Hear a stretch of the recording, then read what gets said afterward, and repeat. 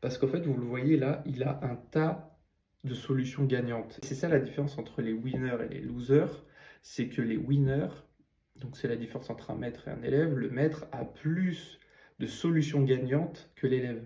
L'élève, il en a qu'une, donc ça passe ou ça casse.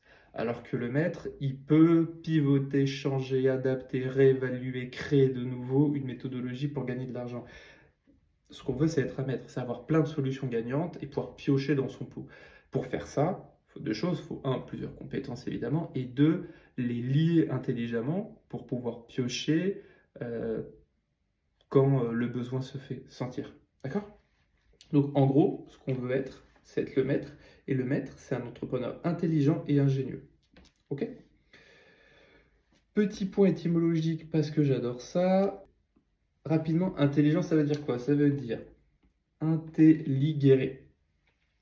Donc c'est entre inter et léguer, choisir, recueillir. Et donc en gros, le sens profond d'être intelligent, c'est de faire des liens, de ne pas tout accumuler, mais plutôt de choisir, de discerner l'information pertinente de l'information impertinente.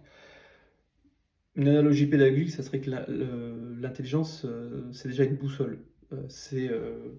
Après avoir séparé les bons ingrédients des mauvais et les lier entre eux, eh ben, c'est toujours d'avoir une orientation, j'ai envie de dire, positive de l'accumulation de sa connaissance. Et justement, qui est une accumulation organisée, d'accord? Pas désorganisée, pas désorientée. J'ai utilisé la boussole ici pour dire que l'intelligence est une boussole.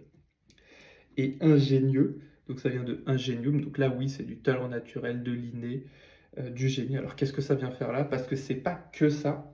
En fait, être ingénieux, c'est créer quelque chose de nouveau à partir de ce qui a été sélectionné par l'intelligence. Donc si on reprend le schéma, donc au début, je vais plutôt écrire avec ça, au début on sélectionne l'information pertinente de l'impertinente pour soi. Ensuite on crée des liens. D'accord? Ça permet de plus avoir de savoir isolé, du coup de créer un effet de réseau de connaissances, tout simplement une organisation cognitive qui crée des compétences à haut effet de levier pour vous. Et une fois qu'on a créé des liens, bah, c'est créer à partir de ces liens, donc créer quelque chose d'unique. Ça peut être voilà, un produit, une méthodologie, un service, peu importe. D'accord? Un produit-service. Ça, c'est être ingénieux. Ok? Donc là, c'est l'intelligence.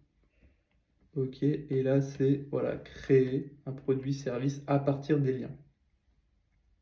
Juste pour qu'on comprenne l'idée de l'entrepreneur intelligent et ingénieux. Du coup, comment on fait pour être ça?